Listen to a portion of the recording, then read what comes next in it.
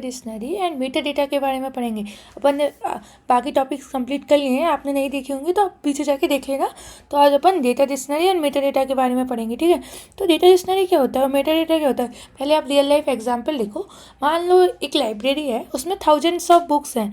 अब जो library manage करता है वो, अगर उस लाइब्रेरी को मैनेज करना है तो थाउजेंड्स ऑफ बुक तो नहीं पढ़ेगा कि हाँ ये सारी बुक्स पढ़ूंगा तभी मैं मैनेज कर पाऊंगा। तो वो क्या करता है, कैटलॉग सिस्टम अपनाता है। तो जो कैटलॉग सिस्टम है ना, वही डेटा डिक्शनरी है। मतलब उसमें ही सारी चीज़ें स्टोर होती हैं कि कैसे डेटा स्टोर हो रहा है, कैसे मैनेज, कैसे किस बुक्स के अंदर क्या इन्फॉर्मेशन है, कैसे उस बुक तक पहुंचना है, एक बुक से दूसरी बुक का क्या रिलेशन है। तो आप थोड़ा रियल लाइफ से कनेक्ट कर पा रहे हैं। जैसे कि ये टेबल है, ये क्या है, एक्चुअल डेटा। जस्ट एग्जाम्पल, अभी अपन पहले देखते हैं कि ये एक्चुअल डेटा है। अभी ये डेटा डिक्शनरी और मेटा डेटा है क्या। मेटा डेटा क्या होता है, डेटा ऑफ द डेटा। मतलब ये डेटा है ना, इसके बारे में भी वो डेटा स्टोर करके रखता है। जैसे कि पहले अपन पढ़ते हैं, what is it. Data dictionary mean system catalogue. मैंने अभी बताया है ना कि लाइब्रेरियन पूरी बुक्स तो नहीं पढ़ेगा, तो वो एक कैटलॉग सिस्टम फॉलो करता है कि हाँ इस बुक में ये है, सारी चीज़ें एक ही जगह मिल जाती हैं उसको, ठीक है। तो डेटा डिक्शनरी स्टोर अ मेटा डेटा। मेटा डेटा क्या होता है, डेटा ऑफ द डेटा। मतलब डेटा का भी डेटा कि हर कैसी चीज़ें स्ट्रक्चर्ड हुई हैं, कैसी एक दूसरे से रिलेटेड हैं, ठीक है। तो data about the data, it contains the definition of table, columns, data types, constants, user privilege and relationships. It is essential for DBMS operation. देखो ये टॉपिक ना आपको एक बेस क्लियर करता है कि अच्छा एक्चुअल में डेटा ऐसे स्टोर होता है, तभी तो DBMS इतना ईजिली उसको एक्सेस कर पाता है, इतनी फास्ट क्वेरी ऑप्टिमाइजेशन कैसे हो पाती है। तो ये सारी चीज़ें ज़रूरी है समझना कि कैसे चीज़ें स्टोर होती है डेटाबेस में, ठीक है।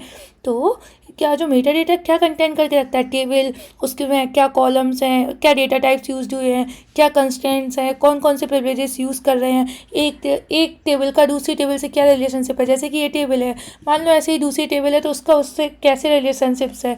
तो ये चीज़ें जब पता रहेंगी तो ये किस में स्टोर होंगी, मेटा डेटा में। मेटा डेटा क्या स्टोर, डेटा डिक्शनरी क्या स्टोर करता है, मेटा डेटा को। तो जब DBMS क्वेरी मांगती है तो वो किस पे पूछती है, डेटा डिक्शनरी। डेटा डिक्शनरी किससे पूछता है, मेटा डेटा। मेटा डेटा क्या रास्ता बताता है कि हाँ आप इस वे से फास्ट क्वेरी फेच कर सकते हो, ठीक है। तो जैसे कि like a library cards catalogue, ठीक है, that tells you about each book like a title, author, location.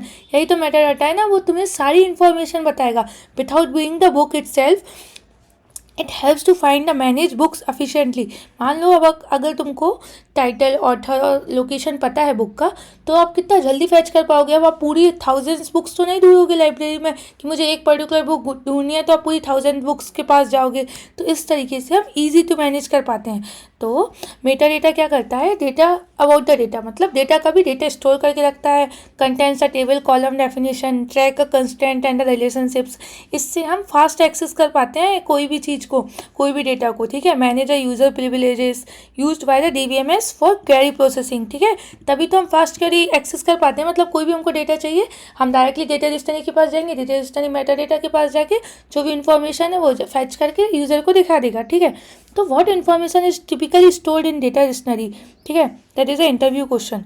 So table names, column names and types, constant, index, view, store, procedures, user information, access privileges, relationship definitions. तो मतलब overall all information about the tables, like कैसे table में क्या चीज़ें हैं, क्या column names हैं, और एक टेबल का दूसरी टेबल से क्या रिलेशनशिप्स है, क्या कैसे इंडेक्सेस यूज हो रखे हैं, मतलब किस वे में हमने इंडेक्स में क्या चीज़ें स्टोर कर रखी हैं, ठीक है। सारी चीज़ें, किस चीज़ को क्या प्रिविलेजेस है, access privileges also, relationships also, ठीक है। तो this information we are storing in the data dictionary, ठीक है। Now what does the data dictionary helps in a query optimization. अब ये बताओ कि डेटा डिक्शनरी क्वेरी ऑप्टिमाइजेशन के लिए हेल्प कैसे करती है। जैसे कि अभी हमने देखा भी था ना, जैसे कैसे करती है, it provide a static about the data means row count, value distribution and index information that the query optimizer use to choose the most efficient execution plan. अभी वही चीज़ लिखा है इसने, आपको ऐसे नहीं समझ आ रहा हो तो मैं बताती हूँ। देखो, जैसे क्वेरी ऑप्टिमाइजेशन में डेटा डिक्शनरी कैसे हेल्प करता है। डेटा डिक्शनरी के पास रो, कॉलम, हर चीज़ की इन्फॉर्मेशन है।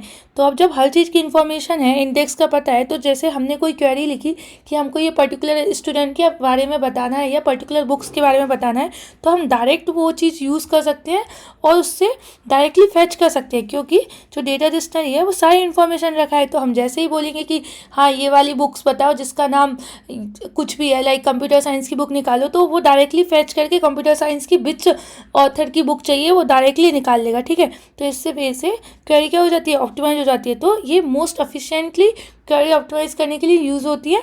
तो आपको समझ आया कि नहीं डेटा डिक्शनरी और मेटा डेटा क्या होता है, हम क्या स्टोर करते हैं, क्योंकि एक पहले फाउंडेशन बहुत ज़रूरी होती है। अब आप सीधे क्वेरी और ये सारी चीज़ें पढ़ने लगोगे, जब आपका फाउंडेशन क्लियर नहीं होता तो बाद में जाके प्रॉब्लम्स होती है। अभी तो लगता है कि ये बहुत छोटा टॉपिक है, कैसे क्यों ही पढ़ रहे हैं, बट जब आप बड़े टॉपिक्स पढ़ोगे तो ये छोटे टॉपिक्स बहुत इंपॉर्टेंट होते हैं, ठीक है।